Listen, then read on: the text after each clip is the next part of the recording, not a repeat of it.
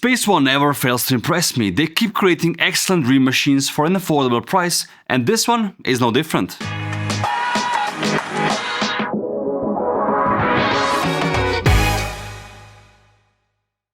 Watch collecting has changed a lot ever since I started my journey 14 years ago. There used to be a clear line between classic and avant-garde watch design. That separation was mostly shown by the price points and accessibility. My first expensive watch was a ceramic Rado Jubilee, and it was the coolest thing to me when I got it. But ever since I jumped into the rabbit hole which is called watches, I dreamt of owning an MB&F, Urwerk or Debetune. The designs just spoke to me. The elaborate cases differently portray time displays and complications. There seemed to be no boundary or classical approach to it. These brands and others alike just made watches that would make our jaws drop. And the jaws stayed open once you also saw the price of them.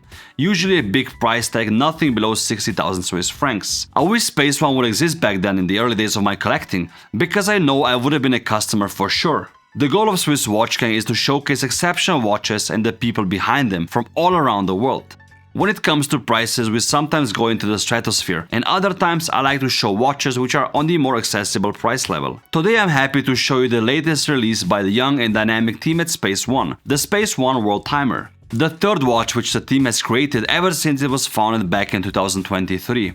I've been following the project since the very start. If you remember, we spoke about the Jump Hour watches when they were just released, as well as the Tellurium model which followed as their second launch, all of which I am a customer of. For the Jump Hour, I chose the carbon version as soon as it was released. I've put it on a custom Swiss watch gang strap, which will be available soon, and I've worn the watch a lot, especially when I travel and I want to wear something cool, but also something unrecognizable by the masses. For the Tellurium model, I've put my order in for the titanium version, which I hope to get delivered very soon. The final watch looks awesome, and they have really improved the sapphire glass. If you want to check out those videos, I will put the links in the description below for you guys to check out. But today we'll explore the new release, the WorldTimer, which came out in 3 different versions from the start. The natural titanium one, the black coated titanium, and last but not least, the blue titanium. I had a different favorite with every model SpaceOne released so far. And actually, with the WorldTimer now, it's the blue one, the blue titanium. It's more of a gut feeling than anything else, to be honest, and I currently still don't have a blue watch in my collection. The contrast between the beautiful blue case, black dials and black strap just speaks to me the most. Which one would you choose, by the way? They have launched this collection on the 24th of June last month, so if you're quick, you still might be able to choose between all of them. I have put a link in the description below if you want to read more about them before you decide. SpaceOne has the perfect blend to stay successful for the years to come. The team consists of Guillaume Laidet, who is a serial entrepreneur, specialist in commercial distribution and sourcing in the watch industry. Amongst other roles, also the CEO of Nevada Grenchen, and he's overseeing the collections at Vulcan Watches. And the second puzzle piece is the young and very talented independent watchmaker from Paris, Theo Auffret. I had the pleasure to speak to Theo about his tourbillon watch a few years ago, and I've loved the progress he has made, especially with his new time-only watch, which is coming out very soon. He's a winner of the FP Journe Young Watchmakers competition, as well as a multiple GPHG nominee. Theo and his team are behind the development of the movements in every SpaceOne model so far. The assembly and development is also done in Paris, where the workshop has grown quite a lot since the beginning. The case design of the Jump Hour came from Theo's creative mind, whereas for the Tellurium and the new WorldTimer, the guys included the work and the creative ideas of the established automotive and watch designer Olivier Gamiette, a man who has no shortage of ideas when it comes to futuristic and fluid space-inspired designs. So much so that he made a whole book about them, which is worth checking out. The new WorldTimer feels like you're wearing a spaceship, and that you'll embark on a journey once you put it on. It's nothing like I've seen before. The elaborate curves of the case, domed crystals, the mix between polished, brushed and sandblasted surface finishing. It's just so different. I think it's a watch which either makes you extremely happy or it just isn't for you. If you collect watches in the more affordable price categories, this is an excellent choice for you. To have a crazy piece in the collection, which will always be a conversation starter amongst your friends and the people who you meet. Likewise, if you're a seasoned watch collector, collecting high-end independents, this will speak to you as well.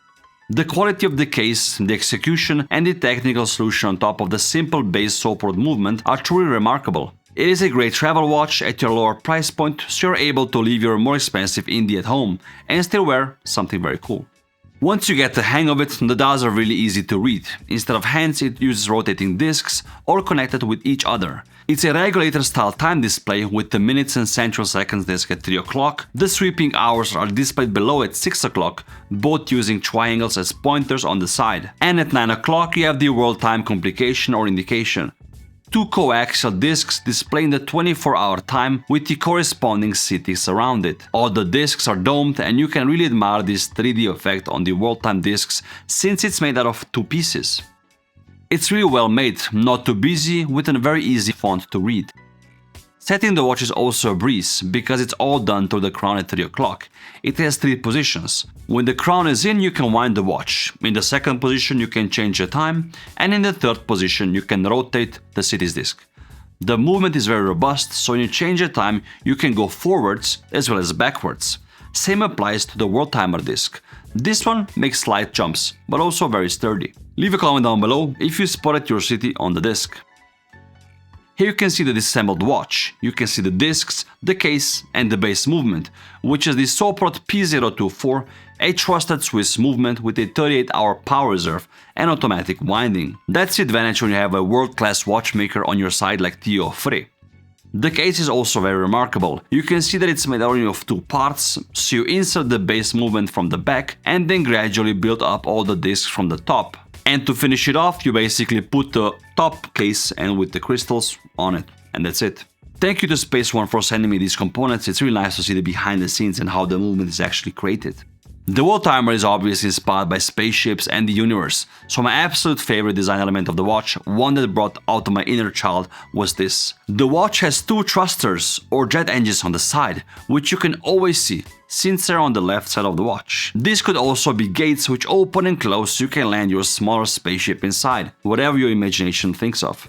It's a very fun watch, connecting the dots between serious watch collecting and playfulness. When I wore them, they made me smile and dream about what's possible, making reading the time a secondary thought. On the pictures the watch looked very big, but once I received them and wore them, I was very surprised. They look and feel much smaller in person, and they actually wear really well once on the wrist. That's also due to the very short lugs. If you own a jump power model, the size is pretty much the same. The thickness is 15.88 millimeters, the length, so from left to right, is 52.7 millimeters, and the width from top to bottom is 41.9 millimeters. It's definitely very ergonomic.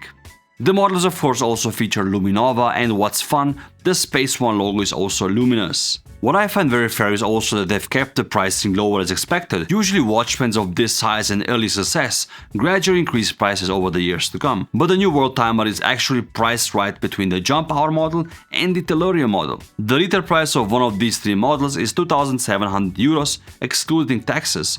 A fair offering if you ask me, considering the elaborate case design, independent watchmaking spirit, movement development and assembly in Paris. The first batch of 600 watches will also be delivered before the end of this year, so if you want to treat yourself with a new cool watch for working hard this year, this could be it. Check the link in the description below to read all about it and which model is actually still available.